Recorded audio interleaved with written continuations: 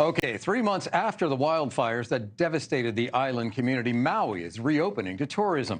Hawaii Governor Josh Green has declared that all of West Maui, except for the historic Lahaina, is officially open to the public. This is in an effort to bring back badly needed tourism and to help the local economy recover. I recently spoke with the governor of Hawaii, Josh Green, about how the Aloha State is doing.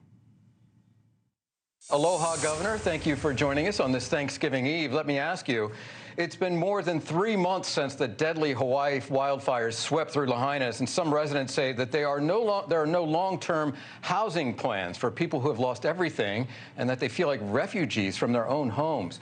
What's being done to help them? So we're in discussions to get a large number of the short-term rentals converted to long-term rentals. And my hope is that we will also construct over 1,000 small units like ADUs, alternative dwelling units, to help house people long term. We have to build housing because no matter what, we're short on inventory. But right now, we're humbly asking people who do Airbnbs to kind of convert over to long-term rentals. That would be paid for with state dollars and federal dollars, but we want people to be able to come out of the hotels. We've all seen the pictures of the incredible devastation after that wildfire. It's still hard to believe some 3 months later. What can you tell us about the people that lost their homes and their homes in particular? Is there any reparable damage? Is there any chance of anybody moving back into some of those dwellings?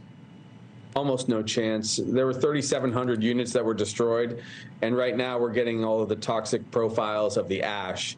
The ash was quite laden with heavy metals, so that will be cleaned up over the course of a year. We've actually just finished doing all of the residential area, clearing out what the EPA had to do to get it kind of detoxified, but that leaves the heavy debris, and that takes 6 to 9 months from the Army Corps of Engineers to clear out. Those pictures that you see, that will essentially be all cleared out with the exception of just a tiny number of homes that miraculously survived. Yeah.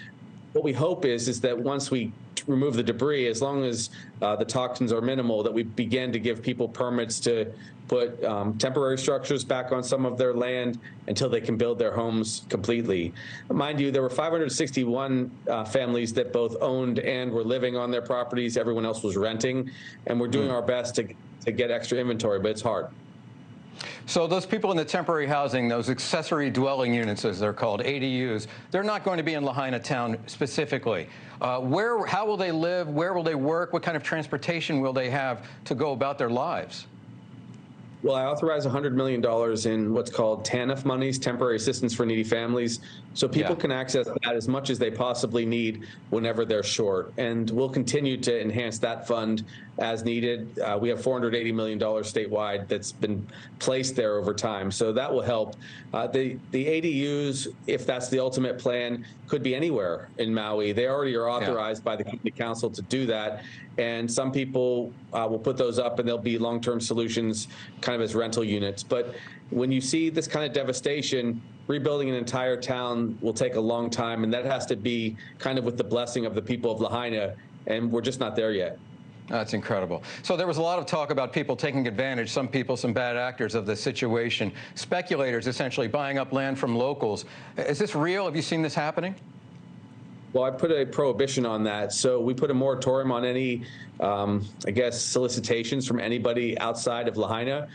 They would face a $5,000 fine for each solicitation and up to a year in jail. So that's kind of put a wet blanket on that kind of behavior. Plus, they'd have to be crazy to go into a circumstance where they'll still need us to permit it. And if we don't like what we see, if someone steals the land from our local people, they're going to be hard-pressed to get a permit. So we're going to be serious about that. This is about local kind of rights and land use rights, and we're very keen on keeping that in local families' hands.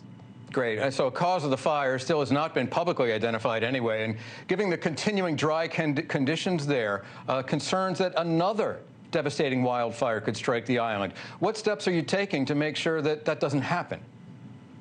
So what we did is we updated, of course, our sirens warning system.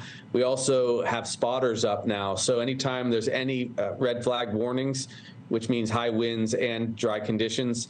We have extra spotters up both from the company, the energy company, HECO, and from our public side too. So we're doing that. I do intend to ask people to allow me to increase tax revenue, probably through travel taxes in one form or another, so that we can have a fire mitigation operational budget. We have to do that across the country because of global warming, in my opinion. These are important things. We lost 100 beautiful people and $5 billion of property because a fire was able to roll through with a big storm. And so that's going to happen everywhere if we're not careful. Thank you for watching, and make sure you go to joinnn.com to find NewsNation on your television provider. And don't forget to click the red subscribe button below to get more of NewsNation's fact-driven, unbiased coverage.